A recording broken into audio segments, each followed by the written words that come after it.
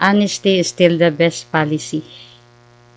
Then kung maikli ang kumot, matutong mamaluktot. If you are just started of anything, just hold on to the thing.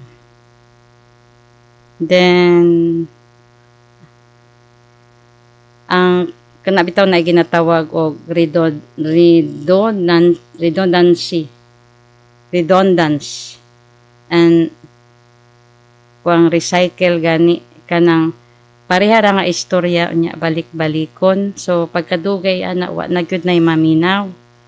Magtuon na ang tao, either nagsulti ba ka sa tinuod o dili. So mas nindot kaysa lang agi kay mumarka pa to sa kuan sa tao kaysa balik-balik, no? So sa mata sa Ginoo, daghang buta nga mahitabo for a reason, no? So in the eyes of God, many things happen for a reason. So siguro kung sa mga magtrabaho pa, if one door closes, another much bigger door will open.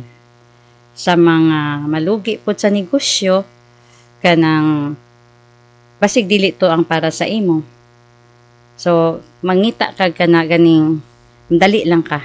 Tanang dili ka maglisod o kuan.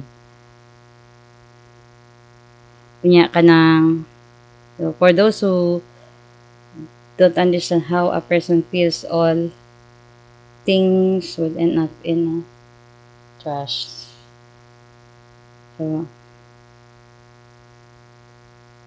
So some other, they just think of themselves, no? So siguro tungod lagi sa lahi-lahi tag environment, and we grow up differently, no, with different financial status, economic status, and we're rich or do super intelligent, but use intelligence wisely.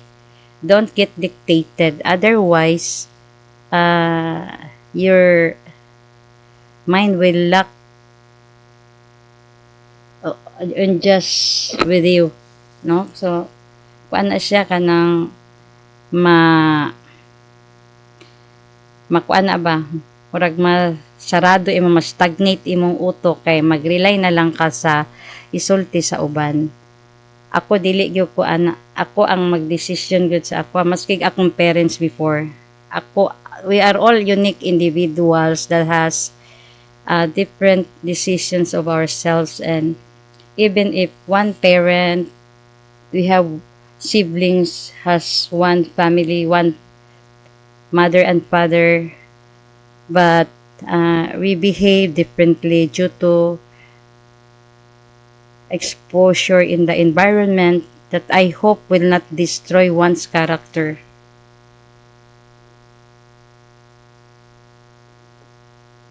So whatever you are will not tell who you are. Like if you're a doctor, then when someone passes out, they cannot quote you as namatay si doctor, but namatay lagi. You will be quoted by a name. And so dapat dili ka mahubog sa imong profession na kuan, kay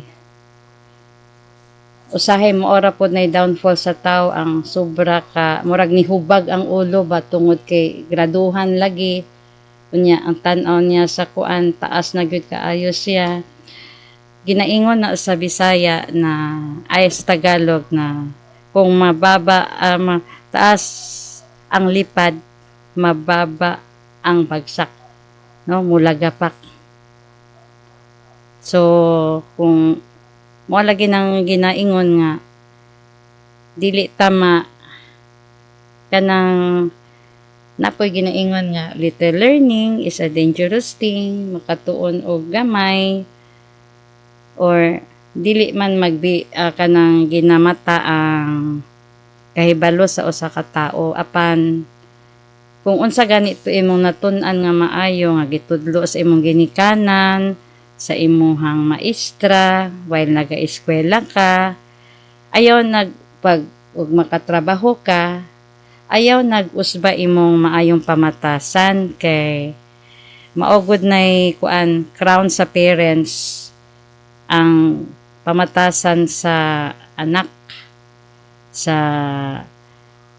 or sa kinsa man ka nga kuan ug dito sa mga tao, no, kanang kuan ka, kanang daygon ka na gani uban nga mamatay na lang sukan ka, mayroon nagnirisira na nga nakuan na kay kuan man na kaayo, taratitat na kaayo, daghag istorya nga wa dito wa diri. So mahimo na pug ka nga si Marites, na uso ang Marites, Mari Chismis sa diri ay.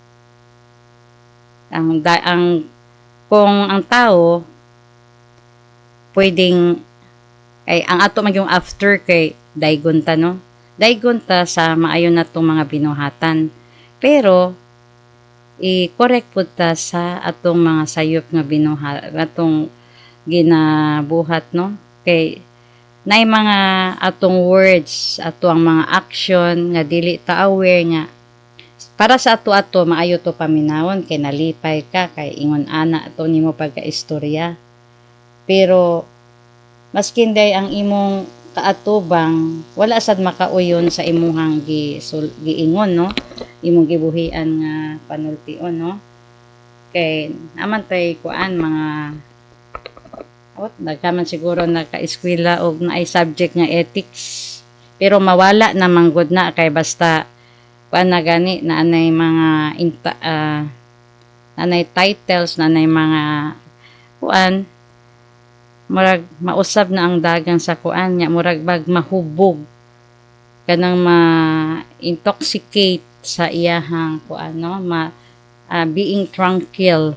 Pero I tell you na kaning tranquility sa tao for the meantime lang na, kay nay ginaingon nga kuan gud kanang maayong butang dili magdugay, or nabito na sa kanta ni Barbara Streisand, some good things never last.